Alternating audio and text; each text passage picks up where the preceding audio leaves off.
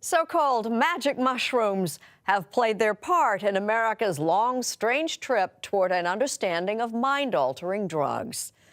Illegal though most of these drugs may be, Faith Saley tells us recent research suggests some of them could have legitimate uses. Celexa, Effexor, Zoloft, Trazodone. Ayelet Waldman is no stranger to drugs. I'm not going to get them all. That's Lexapro, 10. Lexapro, Wellbutrin. Oh my goodness, there you are. Diagnosed with a mood disorder, this author and mother of four had tried everything. I was profoundly, profoundly depressed, suicidally depressed. As bad as it ever had Never. gotten in I'd your never life. been like that in my life. That's when she turned to a drug that might blow your mind. Kids, mommy's going to tell you all about the first time she tried acid. That's right, LSD. In secret, Waldman actually began taking a minuscule amount every 3 days. It's called microdosing, and it's a controversial yet growing trend among the Silicon Valley crowd. But for her, she says, it worked.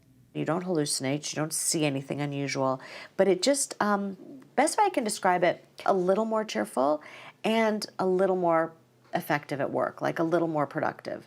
So productive, in fact, she wrote a book about her mind-altering experiment. Good girl.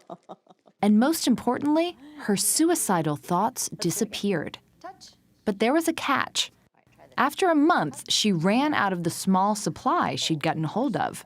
Why did you stop microdosing? Because it's illegal. If it weren't illegal, I would still be doing it. Taking LSD, even a microdose of it, is still against the law and potentially dangerous. But once upon a time, LSD and psychedelics like it were considered potential wonder drugs. Throughout the 40s, 50s, and into the 60s, scientists studied them to understand mental disorders like schizophrenia and to treat anxiety, depression, even alcoholism. Oh, excuse me. But when the drugs left the labs and started hitting the streets, and Timothy Leary preached, Turn on, tune in, and drop out. the bad trips and even worse headlines that followed changed their reputation. And then, this nation faces a major crisis in terms of the increasing use of drugs, particularly among our young people. the Controlled Substance Act led to a more than 3 decades-long ban on all psychedelic research.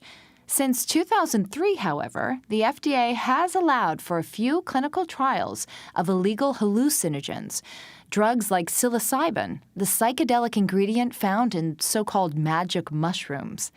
Trials done in a safe, controlled setting, of course. Do not try this at home. This is the couch where people have the experience on. This is a very special couch. It's a magic couch. In 2016, Tony Bossis of New York University, along with researchers at Johns Hopkins University, published their findings of what a one-time dose of psilocybin can do to treat anxiety and depression in cancer patients. In this study, anxiety and depression reduced dramatically, immediately after the experience. I just wanted this terrible daily anxiety to go away. Dinah Baser beat ovarian cancer back in 2010, but the fear of it returning convinced her to volunteer for the study. In this treatment room, she was given the psilocybin, and her life-changing trip began. I saw my fear, and it was a black mass under my ribs. It wasn't cancer, it was the fear itself. And it made me so mad. I was furious, and I screamed at it to get out. And as soon as I did that, it was gone. When the drug wore off, the anxiety about her cancer returning was gone, still is. What remains, she says, is the powerful memory of that symbolic experience. This medicine they take once is out of their system in a few hours, but it generates a 3 to 4 hour incredible transcendent experience. And it's the memory of that experience that recalibrates how they view life and death and their existence, and it can be very spiritual insights. If all that sounds a bit far out, scans have shown psychedelics may increase connectivity among different regions of the brain, areas that normally don't communicate with each other. maybe it's time to take a sober, careful, scientific look at these medicines to revisit, are they helpful? Are they safe? Are they effective? With more clinical trials on the horizon, researchers hope to open more minds about the potential of psychedelic drugs, one trip at a time.